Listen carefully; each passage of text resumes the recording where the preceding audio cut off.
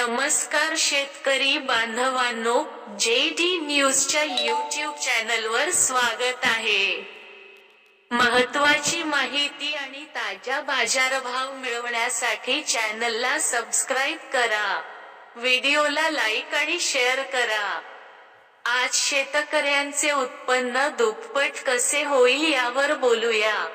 सरकार, मीडिया आणि विरोधक वृत्ती तिन्ही। शेतकरी सरकारच्या विरोधात असे दिसते की कांद्याचे भाव वाढले तेव्हा विरोधकांनीही सरकारवर हल्लाबोल केला।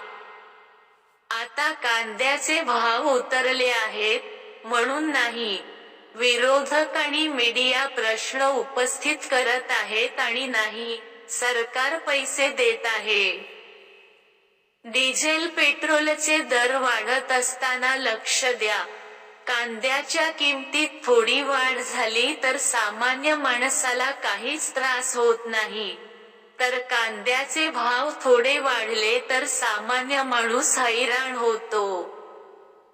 देशात डिझेल आणि पेट्रोलचे दर दिवसेंदिवस वाढत आहेत, मात्र पेट्रोल, डिझेल, खत व इतर साहित्याचे भाव वाढत असताना मीडिया आणि विरोधक गप्प आहेत।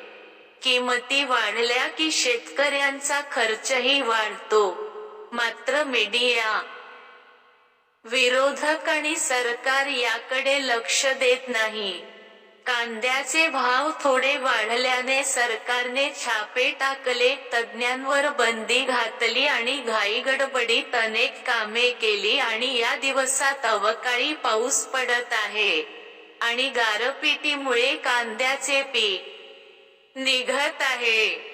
नुकसानग्रस्त आणि कांदा शेतकरी सतत कर्जाच्या ओझ्याखाली गाडला जात आहे पण सरकार याकडे लक्ष देत नाही।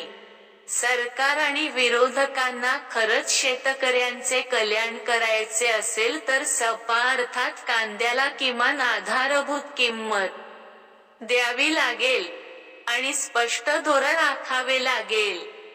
निर्यातीबाबत आणि त्याचबरोबर कांदा पिकावर होणारा खर्च कमी करण्यासाठी प्रयत्न करावे लागतील जेणेकरून कांदा उत्पादक शेतकरी उद्ध्वस्त होण्यापासून वाचवता येईल। कृषीप्रधान देशातील शेतकऱ्यांची ही अवस्था असेल तर यापेक्षा चिंताजनक काय असू शकते?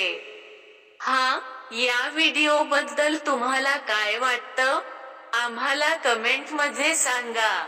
धन्यवाद आमच्या प्रिय शेतकरी बांधवांनो।